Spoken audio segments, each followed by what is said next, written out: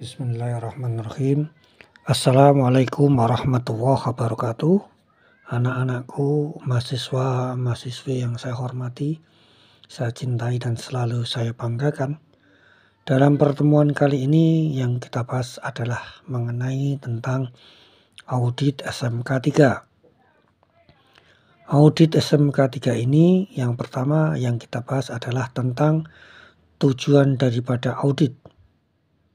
Tujuan audit guna untuk mengetahui keefektifan penerapan SMK 3 dan mengukur kinerja pelaksanaan SMK 3 serta untuk membuat perbaikan-perbaikan. Maka diperlukan pelaksanaan audit SMK 3. Selain itu, melalui audit SMK 3 ini akan diketahui program K3 apakah telah dilaksanakan sesuai dengan kebijakan K3 yang telah ditetapkan pada suatu perusahaan. Disadari bahwa selama berlakunya Undang-Undang Nomor 1 Tahun 1970 tentang keselamatan kerja, ukuran yang dipakai untuk mengatur, mengukur, dan menilai kegiatan usaha keselamatan dan kesehatan kerja selalu menggunakan tingkat kekerapan kecelakaan, tingkat keparahan kecelakaan, jumlah kerugian yang ditimbulkan, dan statistik kecelakaan. Metode tersebut hingga saat ini masih dipergunakan. Namun, hal itu hanya untuk mengukur peristiwa kecelakaan yang terjadi dan bersifat reaktif. Berdasarkan uraian di atas, audit SMK 3 bisa kita simpulkan bertujuan untuk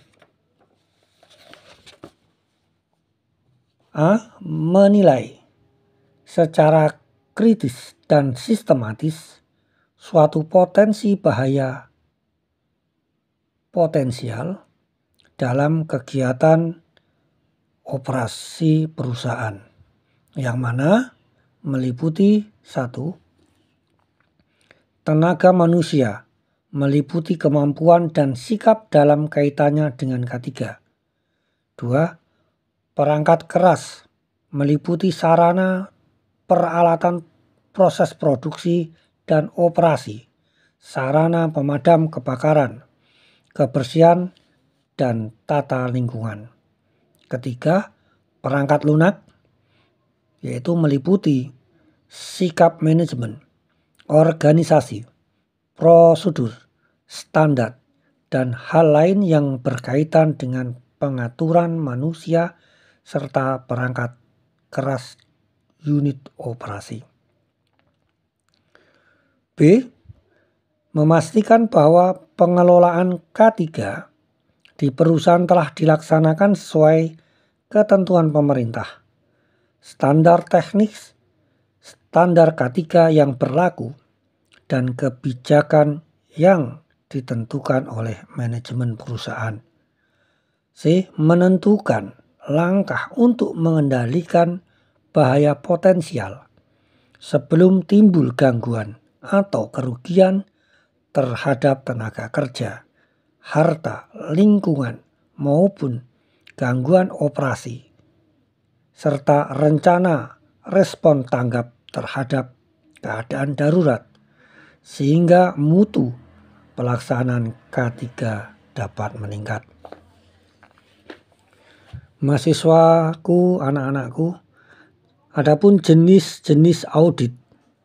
Jenis-jenis audit ini berdasarkan pelaksanaan audit SMK 3 dapat dikelompokkan menjadi 2 jenis audit, yaitu audit internal dan audit eksternal. Audit internal adalah penilaian. Ini merupakan penilaian yang dilakukan oleh perusahaan sendiri, yang bertujuan menilai efektivitas penerapan sistem manajemen K3 di perusahaan serta memberikan masukan kepada pihak manajemen dalam rangka pengembangan secara terus-menerus. Pelaksanaan internal audit idealnya dilaksanakan 2 kali dalam setahun dengan memberikan seluruh bagian di perusahaan antara lain pada setiap unit operasi, lokasi, dan departemen atau bagian harus diikutsertakan dalam audit dengan metode uji silang atau cross-check. Audit internal dilaksanakan oleh personel yang independen terhadap bagian yang diaudit, bukan personel yang mempunyai hubungan langsung terhadap bagian yang diaudit, bukan personel yang mempunyai hubungan terhadap bagian tersebut, sehingga hasil yang didapat merupakan hasil yang objektif. Di sini personel yang melakukan audit juga harus terlatih dan berpengalaman. Pelaksanaan audit dilakukan oleh tim sendiri atas sebagian unsur disiplin dan fungsi dengan jumlah tim tetap harus ganjil dan tidak melebihi dari 7 orang. Karena semakin banyak anggota tim akan mengakibatkan kurang efektifnya kerja tim. Adapun komposisi anggota tim tetap ditentukan sebagai berikut. 1 orang tim manajemen senior, 2 orang anggota P2K3, 2 orang ahli dalam bidang operasional atau produksi, 2 orang ahli K3 atau ahli lain yang ditunjuk khusus. Tim audit internal diangkat secara resmi oleh pemimpin perusahaan dan bertanggung jawab secara langsung serta harus membuat laporan hasil audit perusahaan.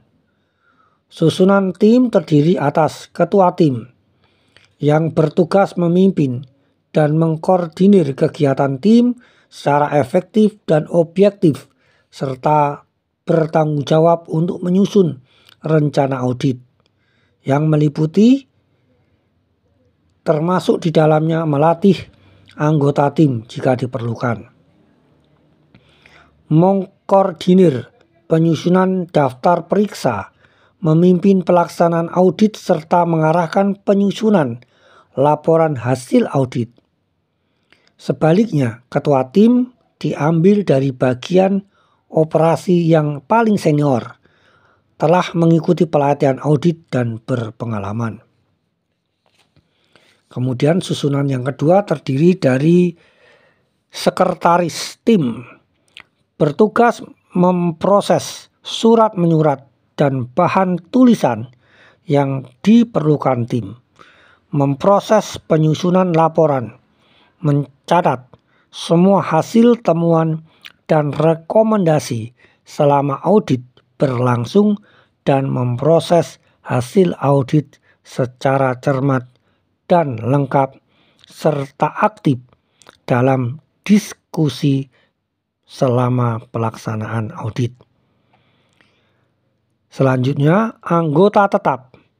Anggota tetap bertugas mengembangkan dan membahas persiapan, pelaksanaan, dan pelaporan audit. Anggota tetap dapat dipilih dari bidang engineering dalam pelaksana perancangan atau operasional atau maintenance atau keselamatan dan kesehatan kerja. Anggota tidak tetap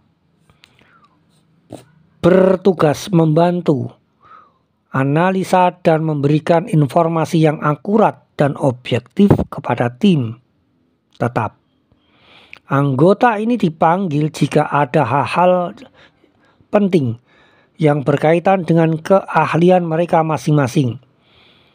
Misalkan pengawas dari unit yang sedang diaudit yang perlu dibahas secara bersama. Ketua, sekretaris, dan anggota tetap secara penuh menangani persiapan pemeriksaan dan pelaporan audit. Anggota tetap harus dipilih berdasarkan keahlian dan penguasaannya terhadap unit yang diaudit dan sedapat mungkin dipilih minimal supervisor. Tim audit sebelum melakukan audit perlu dibina di bidang metode audit, standar penilaian audit, cara pemeriksaan dan verifikasi, temuan, dan cara pelaporan audit. Selama melaksanakan audit, harus dibebaskan dari tugas kerja sehari-hari dan harus dapat berperan sebagai pihak ketiga dalam melihat keadaan unit agar dapat memberikan masukan yang objektif kepada pimpinan unit setempat. 2. Mengenai tugas dan tanggung jawab tim audit. Tim audit bertugas untuk A. Menentukan sasaran, cakupan, periodisasi, dan metode audit serta menyusun rencana kerja dan daftar pelaksanaan audit. Rencana kerja harus lengkap dan mencakup daerah yang ditinjau. Saat peninjauan, penyebaran laporan, rencana tindak lanjut, dan rencana tanggal pelaporan. B. Mengembangkan daftar periksa atau checklist dan daftar pertanyaan kuesioner serta standar penilaian yang digunakan. Untuk itu harus mempelajari unit yang akan diaudit, standar yang berlaku, hasil inspeksi dan audit masa lalu jika ada, dan lain sebagainya. C. Melakukan pemeriksaan secara objektif ke tempat atau unit kerja, mereview pelaksanaan prosedur dan manajemen, dan mengadakan wawancara kepada pekerja untuk membuktikan atau verifikasi. Yang D. Menyusun laporan hasil audit dan saran perbaikan. Adapun seringkali tim merasa kesulitan untuk mengaudit kegiatan manajemen, tetapi dengan pengembangan daftar periksa yang baik dan verifikasi yang objektif, hasil audit akan membantu manajemen dalam mengendalikan kerugian akibat kecelakaan. Tim audit bertanggung jawab kepada pimpinan perusahaan. Adapun tahapan yang ketiga adalah tahapan pelaksanaan audit. Tahapan pelaksanaan audit secara garis besar sebagai berikut. A. Mengkaji informasi yang didapat pada unit kerja yang akan diaudit. Adapun di dalamnya terdapat 1. Laporan hasil audit terdahulu. 2. Rencana tindakan yang sedang dilaksanakan. 3. Pengalaman kecelakaan atau penyakit akibat kerja tersebut. Yang keempat, pernyataan atau statement tentang tujuan dan kebijakan yang dari unit kerja tersebut. Tahapan B, menyiapkan lembar kerja audit atau checklist dan lain sebagainya. untuk unit kerja yang akan diaudit berdasarkan lampiran 2 PP 50 tahun 2012. Memahami semua informasi-informasi penting dengan memeriksa catatan, prosedur tertulis, wawancara dan infeksi, dan mengembangkan temuan-temuan. D. Menyiapkan rekomendasi untuk didiskusikan dengan unit kerja yang bersangkutan. E. Menyiapkan rekomendasi akhir. F. Memberkasi dan menyimpan semua lembar kerja. Mahasiswa, anak-anakku yang saya hormati, di dalam pelaksanaan tim audit ini yang perlu dilaksanakan adalah A. Melaksanakan identifikasi terhadap objek yang diaudit, yang mana daripada sumber-sumber bahaya yang ada, dengan menggunakan daftar periksa. B. Mengevaluasi kecelakaan yang mungkin terjadi dan akibat-akibat yang timbul atau ditimbulkan melalui diskusi dan presentasi hasil temuan. Yang C. Menentukan metode yang paling efektif untuk tepat untuk mencegah dan atau mengurangi kejadian kecelakaan dalam bentuk rekomendasi. Agar dapat melaksanakan audit dengan baik, maka setiap auditor harus mengetahui dasar-dasar pengetahuan, antara lain sebagai berikut. Yang A. Sifat-sifat dan bahaya-bahaya yang dapat ditimbulkan oleh bahan baku dan bahan-bahan pembantu yang digunakan untuk proses produksi dalam kaitannya dengan sifat-sifat kimia, sifat fisik, bahaya kebakaran dan ledakan yang dapat ditimbulkan, bahaya-bahaya lain yang dapat mengakibatkannya, baik terhadap personel ataupun pekerja ataupun lingkungan tempat kerjanya. Yang B. Tata cara penyimpanan dan pengelolaan dari bahan baku, bahan penimbun, bahan bakar berupa gas, cairan atau padat atau bahan-bahan lain untuk kemudahan dalam memeriksa apakah bahan tersebut mudah terbakar atau meledak. C. Tata cara penyimpanan dan pengelolaan bahan-bahan berupa gas, cair atau padat yang dapat menimbulkan keracunan atau kerusakan terhadap anggota tubuh manusia. Yang D. Proses dan peralatan yang digunakan untuk proses produksi, termasuk cara penyimpanannya selama dalam proses untuk itu. Yang E. Sistem transportasi di dalam pabrik atau pekarangan. F. Tata cara pengepakan dan penyimpanan dari hasil produksi serta tata cara transportasinya keluar perusahaan. G. Tata cara pembuangan sampah sisa produksi, baik dalam bentuk padat, cair maupun gas atau uap. H.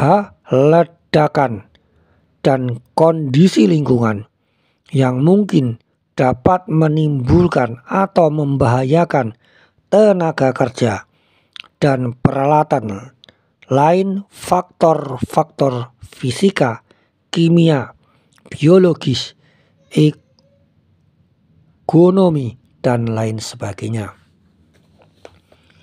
I. Hazard control meliputi 1. Pencegahan dan deteksi kebocoran bahan bakar dan bahan baku yang dapat membahayakan.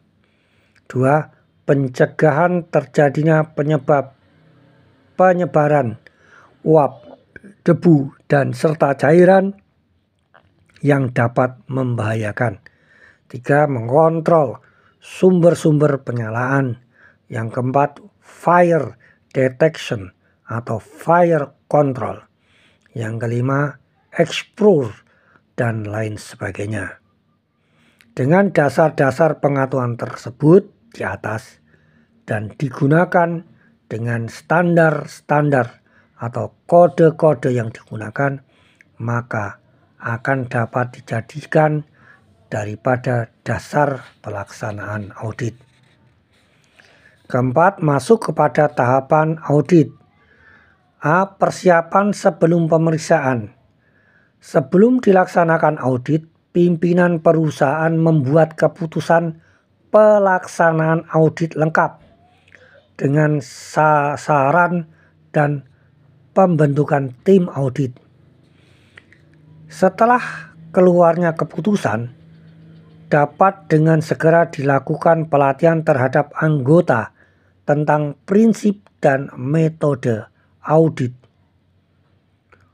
kode of practice, dan standar teknis yang digunakan. Di samping itu, auditor harus mempelajari tentang organisasi dan unit tempat kerja yang akan diaudit, sehingga unit tempat kerja tersebut secara cukup baik dan perlu diadakan review terhadap laporan audit sebelumnya jika sudah pernah diaudit.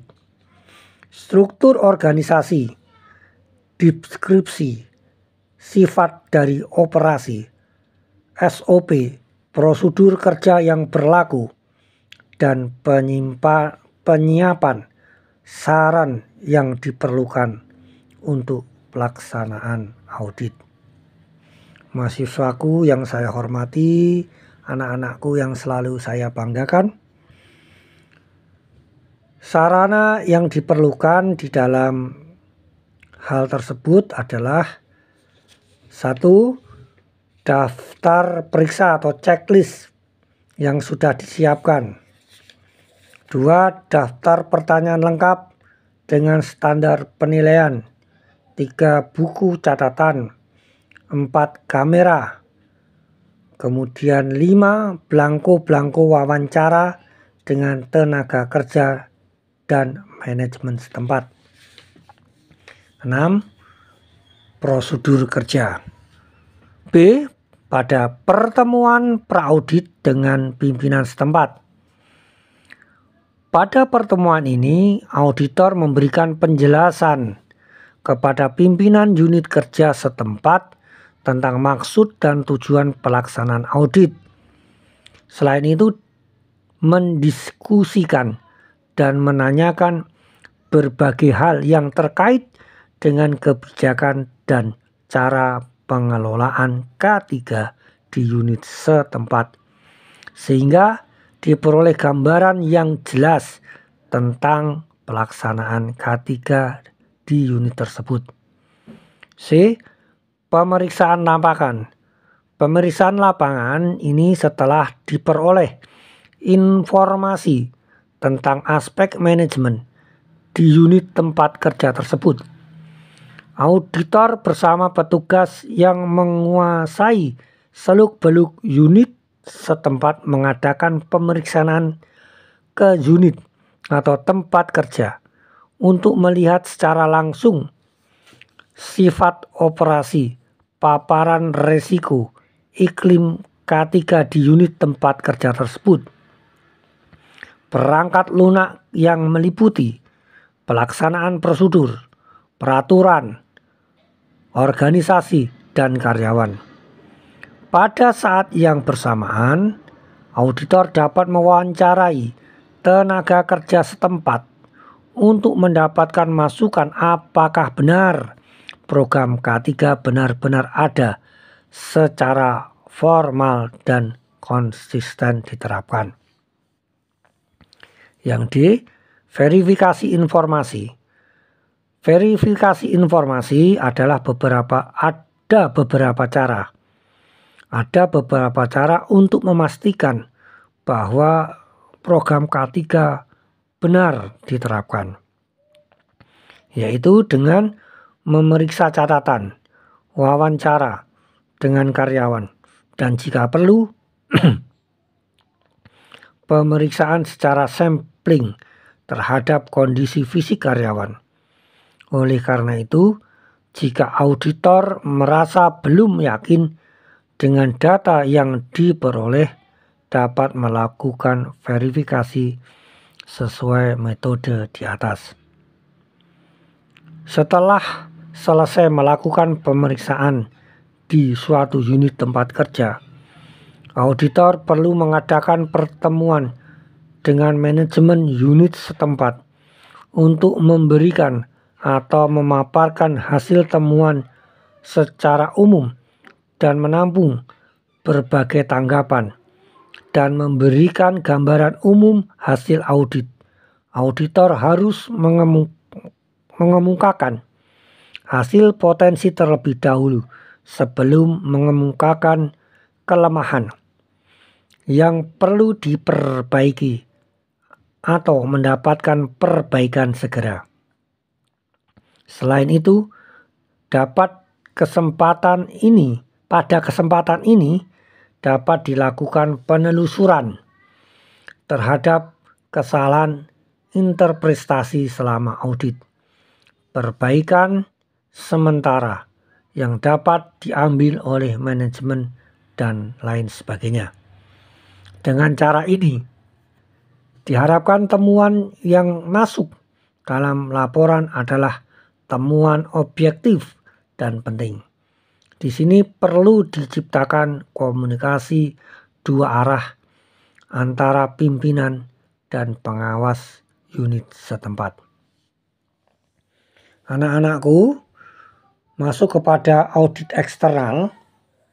Sistem audit eksternal di mana sistem audit eksternal SMK 3 adalah audit SMK 3 yang diselenggarakan oleh lembaga audit dalam rangka penilaian penerapan SMK 3 di perusahaan dengan maksud untuk menunjukkan penilaian terhadap sistem manajemen K3 di perusahaan secara objektif dan menyeluruh sehingga diperoleh pengakuan dari pemerintah atas penerapan SMK 3 di perusahaan.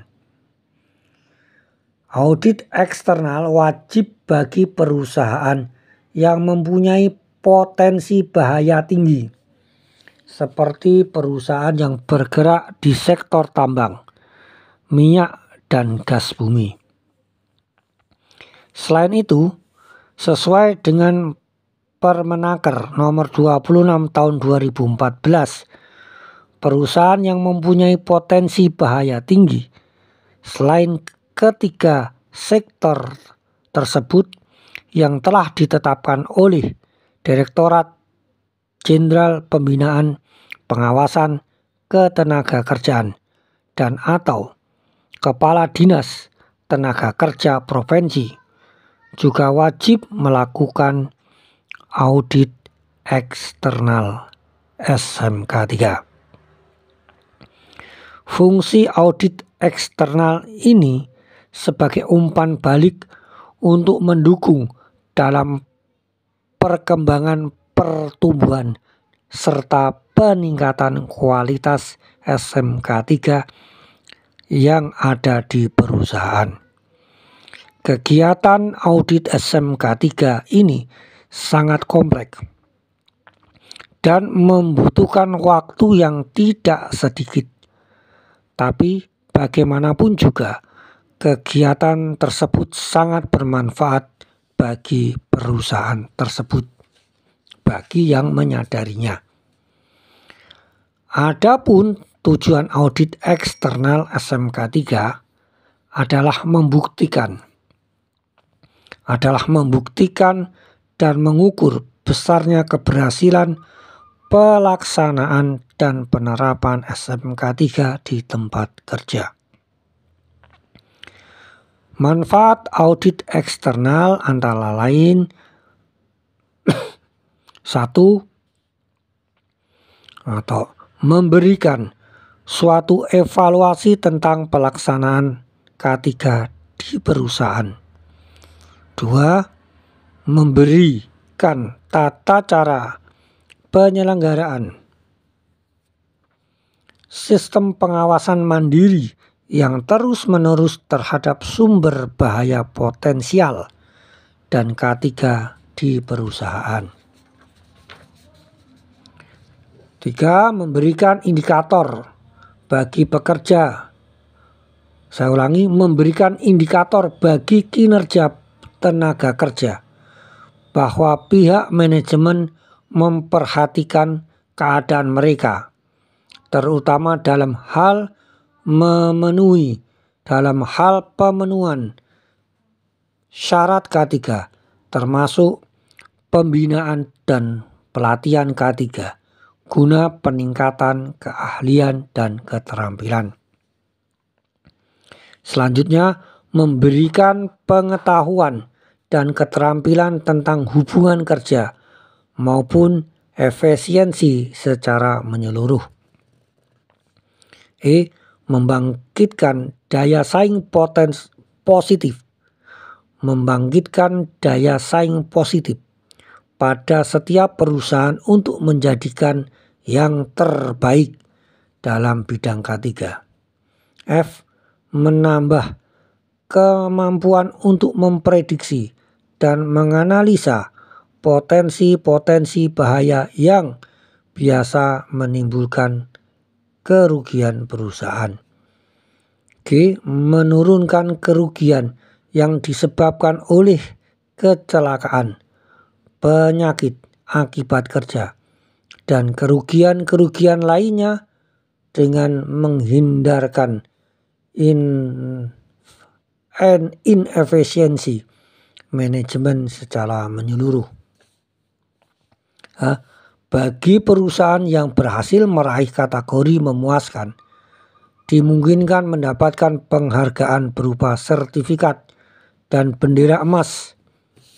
Bendera SMK 3 hanya diberikan bagi perusahaan yang diaudit tingkat lanjutan, yang bisa dipasang di perusahaan, sehingga menimbulkan rasa bangga manajemen dan tenaga kerja, menimbulkan rasa kagum masyarakat sebagai penambah spirit kompetitif perusahaan, mendapatkan nama dari pemerintah. Audit SMK 3 baik internal maupun eksternal yang berdasarkan pada PP nomor 50 tahun 2012 meliputi 12 elemen. Yang pertama, pembangunan dan terjaminnya pelaksanaan komitmen. 2. Pembuatan dan pendokumentasian rencana K3. Pengendalian dan 3. Pengendalian perancangan dan peninjauan kontak. 4. Pengendalian dokumen. 5. Pembelian dan pengendalian produk. 6. Keamanan bekerja berdasarkan SMK 3. 7. Standar pemantauan. 8. Pelaporan dan perbaikan kekurangan. 9. Pengelolaan material dan perpindahannya. 10. Pengumpulan dan penggunaan data. 11. Pemeriksaan SMK 3. 12. Pengembangan dan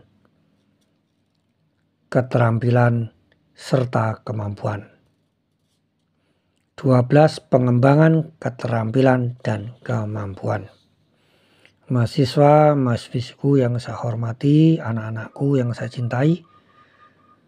Yang ketiga adalah penetapan kriteria audit tiap tingkatan pencapaian penerapan SMK 3. Pelaksanaan penilaian dilakukan berdasarkan tingkat penerapan SMK 3 yang terdiri dari 3 tingkatan. A. Penilaian tingkat awal.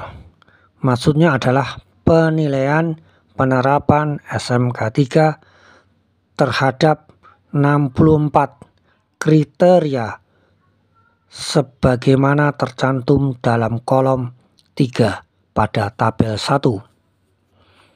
Kemudian B. Penilaian tingkat transisi. Penilaian penerapan SMK 3 terhadap 122 kriteria sebagaimana tercantum dalam kolom 3 dan kolom 4 pada label 1. C. Penilaian tingkat lanjutan. Penilaian penerapan SMK 3 terhadap 166 kriteria sebagaimana tercantum dalam kolom 3, kolom 4, dan kolom 5 pada tabel. Anak-anakku, mahasiswa-mahasiswi yang saya hormati, selalu cintai dan selalu saya banggakan.